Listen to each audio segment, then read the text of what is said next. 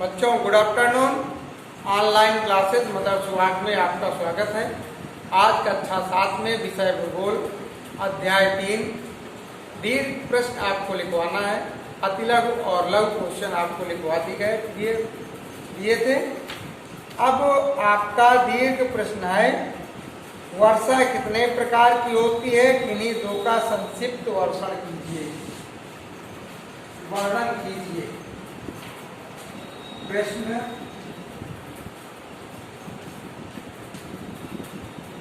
First,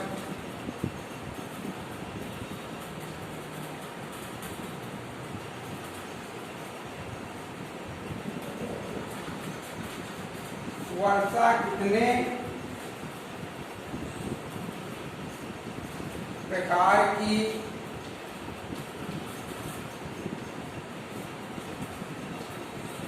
होती है, किन्हीं दो का संक्षिप्त वर्णन कीजिए।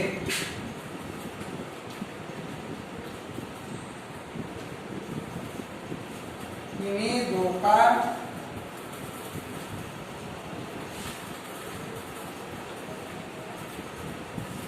संक्षिप्त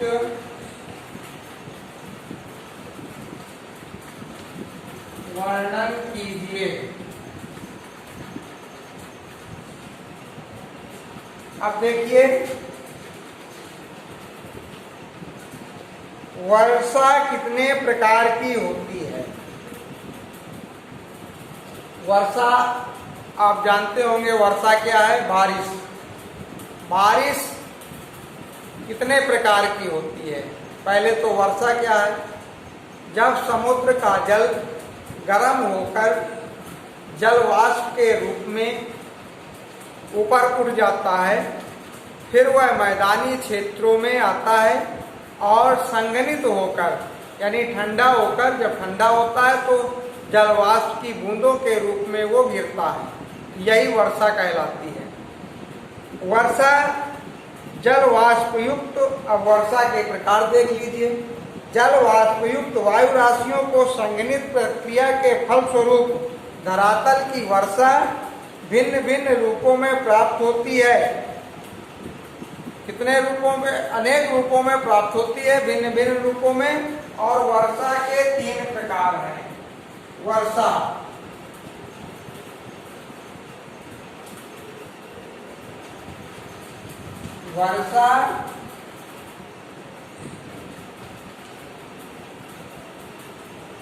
के 3 प्रकार होते हैं।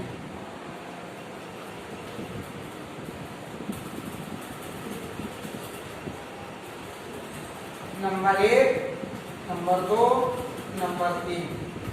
ये दीर्घ प्रश्न है, आपको हम समझा देंगे और इसका आंसर इमेज के द्वारा आपके पास भेज दिया जाएगा। तो पहली वर्षा होती है समवहनीय वर्षा। समवहनीय वर्षा।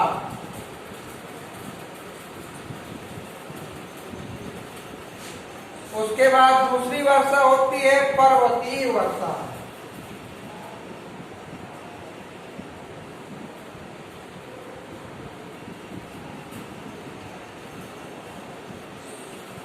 और तीसरी वर्षा होती है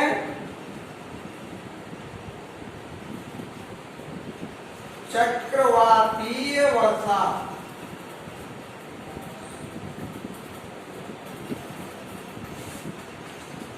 चक्रवातीय वर्षा।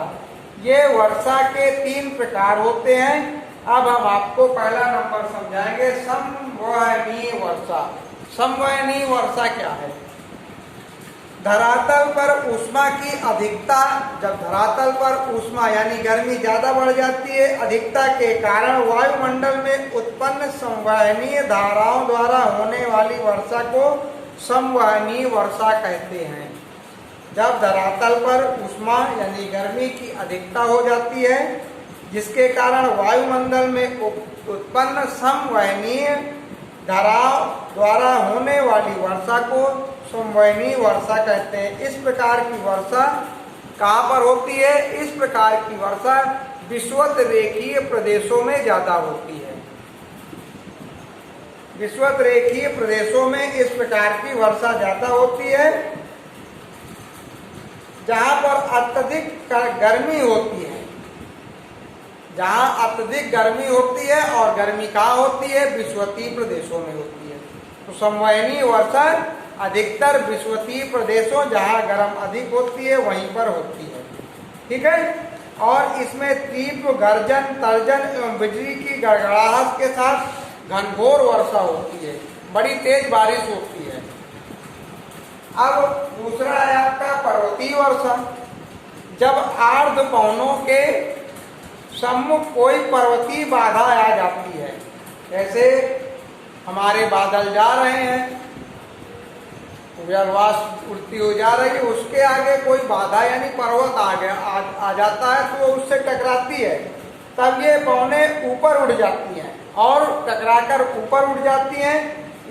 इससे उसका तापमान गिर जाता है तथा उनकी नमी संघनित हो जाती है, जो वर्षा के रूप में पर्वतों के सम्मुख ढाल पर पड़ती है।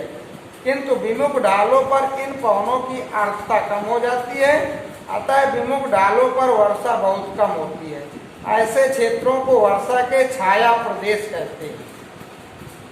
अब ये जो पर्वतीय वर्षा होती है, तो ये जो आर्द्र पवनें होती हैं, इनके रास्ते में अगर कोई पर्वत आ गया, तो जब पर्वत आ जाता है तो जो पवनें होती हैं वो ऊपर उठ जाती हैं, ऊपर उठ करके ये शुष्क हो जाती हैं और नीचे आती हैं।